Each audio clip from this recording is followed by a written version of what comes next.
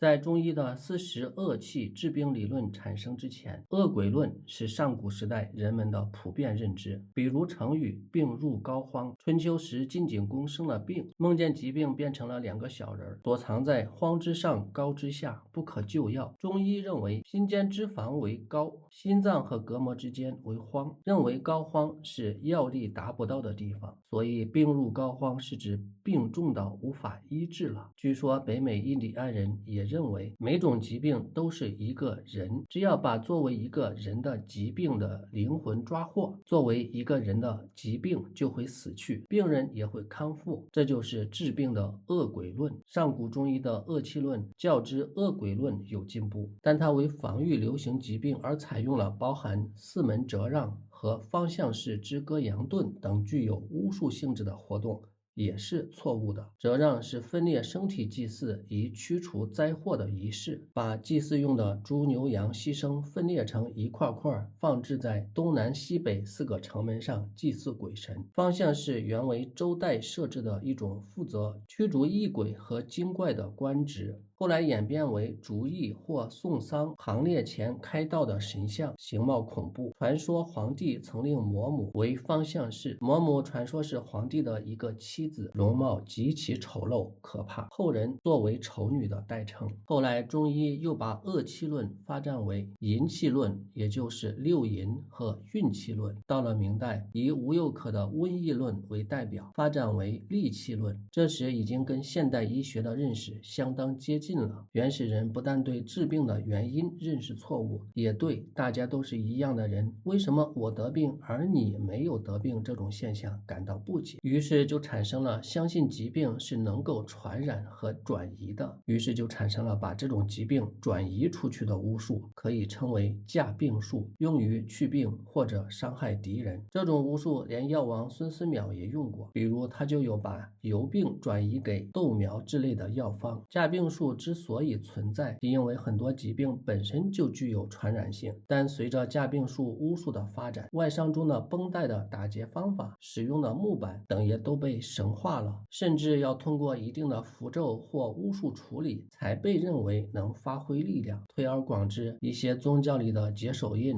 手诀也是这种类型。公园里遛弯的大爷手搓两个钢球尚可以锻炼身体，更何况你把10个手指头玩得飞溜呢？印第安人曾认为把自己的胳膊和腿刺破，这是为了打开多种渠道，让超常力量进入体内。这种超常力量来自于石头，它受热而活跃，经水波便离开石头，再借助蒸汽进入人体，然后把自己的一些性能传给人体。这个理论与超常力量有关，其实践不可避免地包括那些增加皮肤自然毛孔的不必要而又痛苦的方法，但确实能给人带来舒服的感觉。这其实可以作为解释人为什么会有自残或怪癖行为的一个原因。类似的观点是自然疗法和超自然疗法。在这种观点下，民间就诞生了很多玄乎其玄的规矩，比如淮南子说山所云：犁头遇鼠，鸡头已漏，蒙散积血，啄木欲缺，